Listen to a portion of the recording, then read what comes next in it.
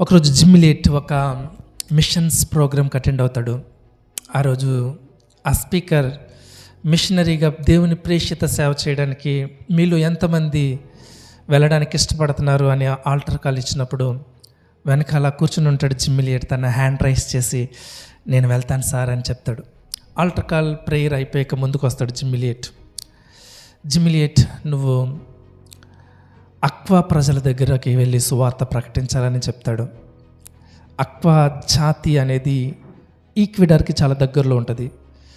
అక్కడ సువార్త ప్రకటించాలి, అక్కడున్న వ్యక్తులు నరమాంస భక్షకులు అని చెప్తే జిమ్మిలేట్ అయినా సరే నేను వెళ్ళడానికి సిద్ధమని చెప్తాడు. జిమ్మిలేట్ చాలా ప్రార్థన చేసుకుని దేవుని చిత్తాన్ని తెలుసుకుని ఈక్విడార్లో ఉన్న అక్వా ప్రజల దగ్గరికి వెళ్తాడు. ఫస్ట్ వాళ్ళు ఒక హెలికాప్టర్ వేసుకుని వెళ్తారు, ఎందుకంటే ఆ ల్యాండ్ని ఫస్ట్ సర్వే చేయడానికని వెళ్తారు.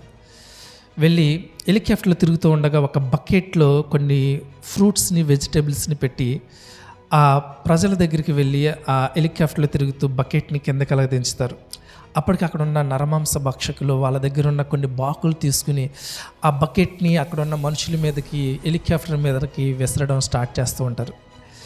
వాళ్ళు దించిన ఆ బకెట్లో ఏమున్నదా అని దగ్గరకు వచ్చి చూస్తే లోపల ఫ్రూట్స్ ఉంటాయి. వాళ్ళు ఆ రోజు ఆ ఫ్రూట్స్ తింటారు. మళ్ళీ జిమ్మిలేట్ తెల్లారి మళ్ళీ తన హెలికాప్టర్ వేసుకుని మళ్ళీ ఆ బకెట్లో నుంచి కొన్ని వెజిటేబుల్స్, ఫ్రూట్స్, కొన్ని డ్రింక్స్ ఇస్తాడు. అవి తీసుకుని వాళ్ళు చాలా హ్యాపీగా ఎంజాయ్ చేస్తూ ఉంటారు. కొన్ని డేస్ ఇలాంటి సర్వీస్ చేశాక ఒకరోజు వాళ్ళు ఈక్విడార్లో ఉన్న ప్లేస్కి వెళ్ళాలని, అక్కడే ల్యాండ్ అవ్వాలని అనుకుంటారు. జిమ్మిలేట్ తన ఫ్రెండ్స్తో కలిసి హెలికాప్టర్ వేసుకుని బయలుదేరతారు. ఆ రోజు అక్కడ ఒక నది ఉంటుంది. ఆ నది ప్రక్కన వాళ్ళు హెలికాప్టర్ ల్యాండ్ అవుతారు. ల్యాండ్ అయ్యాక హెలికాప్టర్లో ఉన్న ఆ మైక్ తీసుకుని ఇంటికి ఫోన్ చేస్తాడు. వాళ్ళ వైఫ్ లిఫ్ట్ చేస్తుంది. వాళ్ళ వైఫ్తో చెప్తాడు, జస్ట్ మేము ఇప్పుడే ల్యాండ్ అయ్యాం, ప్రార్థన చేయండి, మేము వాళ్ళ దగ్గరికి వెళ్ళి మాట్లాడాలనుకుంటున్నామని చెప్తాడు. సో ఫోన్ చేసి అలా ఫోన్ పెట్టేస్తాడు. వాళ్ళంతా హ్యాపీగా లోపలికి వెళ్ళాలి అని బయలుదేరుతూ ఉంటే సడన్గా ఒక ఈట వచ్చి పక్కనున్న ఫ్రెండ్కి గుండెల్లో గుచ్చుకుంటుంది. ఇటువైపు నుంచి అటువైపుకి వచ్చేస్తుంది. చూస్తూ ఉండగా చచ్చిపోతాడు. వెంటనే ఇంకొక ఈట విసురుతాడు, ఇంకొక ఫ్రెండ్ చచ్చిపోతాడు. జిమ్మిలేట్ తన జేబులో ఉన్న రివాల్వర్ తీసి షూట్ చేయాలనుకుంటాడు. కానీ దేవుని ప్రేమ తన్ని కట్టేస్తుంది. చేతులు పైకి షూట్ చేస్తాడు. బహుశా అది భయపడి పారిపోతారేమో అని. అయినా సరే జిమ్మిలేట్ మీదకి ఇంకొక వ్యక్తి ఈటు విసురుతాడు. జిమ్మిలేట్ కుప్పకూలి పడిపోతాడు. జిమ్మిలేట్ చనిపోతాడు. ప్రపంచ దేశాలకి మిషనరీ జిమ్మిలేట్ చచ్చిపోయాడనే న్యూస్ అందుతుంది. అందరూ జిమ్మిలేట్ గురించి, వాళ్ళ కుటుంబం గురించి ప్రార్థన చేయడం స్టార్ట్ చేస్తారు. ప్రపంచంలో ఉన్న క్రైస్తవ మిషనరీ సంస్థలన్నీ ఈక్విడార్లో ఉన్న అక్వా దేశ ప్రజల కోసం ప్రార్థన చేయడం స్టార్ట్ చేస్తారు. కొన్ని డేస్, కొన్ని మంత్స్ గడిచాక జిమ్మిలేట్ వాళ్ళ వైఫ్ చిన్న బేబీని భుజాన మీద వేసుకుని అక్కడ ఉన్న వాళ్ళతో చెప్పింది, నేను నా భర్త ఎక్కడైతే చచ్చిపోయాడో అక్కడికి దేవుని సువార్త ప్రకటించడానికి దేవుడు నన్ను సిద్ధపరుస్తున్నాడు అని తను వెళ్ళడానికి సిద్ధమవుతుంది.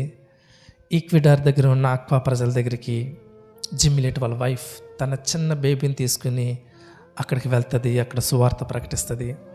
ఏ వ్యక్తి అయితే జిమ్మిలేట్ని చంపి తన కుడి తొడని తిన్నాడో ఆ వ్యక్తి దగ్గరికి వెళ్ళి దేవుడి గురించి చెప్పింది. జిమ్మిలేట్ తనే చంపాడు అనేది ఆ అమ్మాయికి కూడా తెలియదు. సో జిమ్మిలేట్కి ఉన్న ఏమన్నా ఆనవాళ్ళు ఉంటాయని వెతకడం స్టార్ట్ చేస్తుంది. జిమ్మిలేట్ బ్యాగ్, జిమ్మిలేట్ టీషర్ట్, చిరిగిపోయిన ప్యాంట్ కనిపిస్తుంది.